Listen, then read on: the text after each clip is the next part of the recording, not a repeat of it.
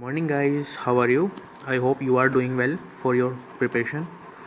In the previous class, I have discussed about the EMS, that is Environmental Management System, and the ISO series 14000 series. Okay, so now we are discussing about the EMP and the EIS. EMP means Environmental Management Plan, and the EIS is the Environmental Impact Assessment.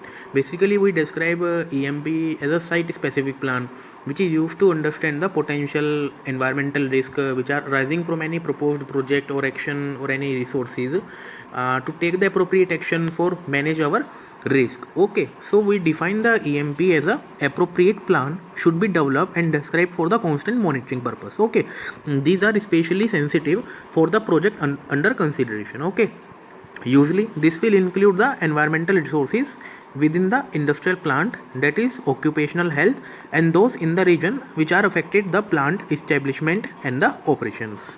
The EMP would consist of all the mitigation measures for each item wise activities to be undertaken during the construction, operation, maintenance and the entire life cycle to minimize the adverse environmental impact.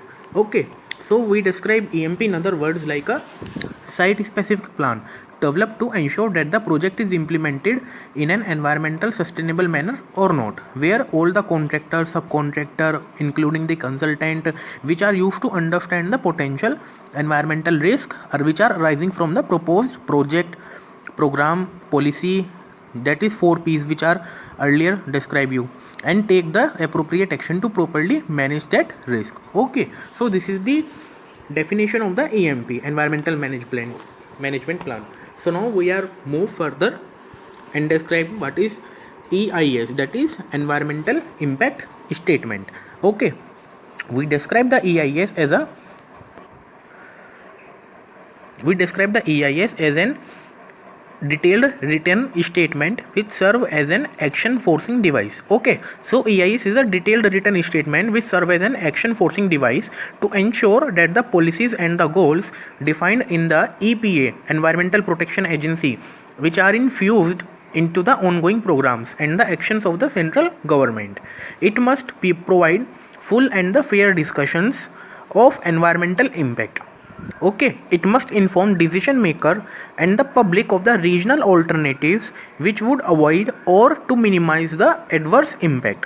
Okay, hence the quality of the human environment increases. We describe the environmental impact statement in a three types, that is draft EIS, supplement EIS and the final EIS. Okay, so now we taking one by one, that is draft EIS. What do you mean by the draft EIS? It is the document which are prepared by the lead agency for proposing an action. Okay, next point is it is circulated for the review and the comments which are made to the concerned agencies like state and the local agencies and the public and the private interested group. Okay, now final EIS. The final EIS is the draft EIS which is modified to include a discussions of the problem. What type of discussions of the problems and the objective which are raised by the reviewers. Okay, and the final statement must be on the file with the EPA for at least a 30-day period prior to the initiation of construction on that project. Okay, now what do you mean by the supplement EIS? The lead agencies are to be prepared supplements to either draft or final EIS. If the agency makes substantial changes in the proposed action that are relevant to the environmental concern. Okay, so these are the three types of the EIS, that is draft EIS, final EIS and the supplement EIS. Okay, so you can write from there environmental management plan and the EIS.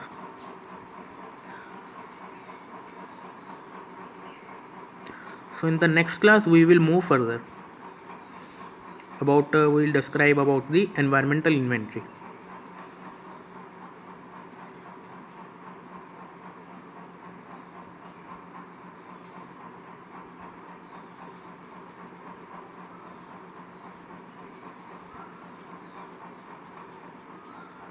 Okay guys.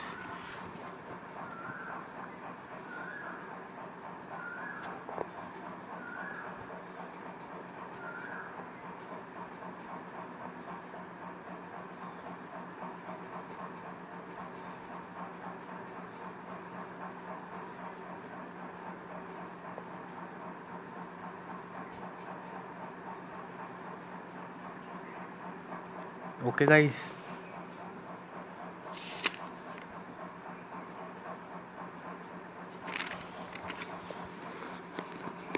so these are the types of EIS.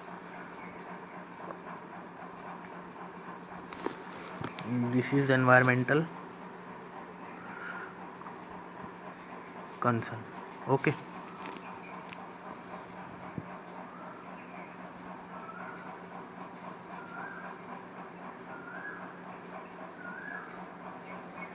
so in the next class we will discuss about the environmental inventory or baseline.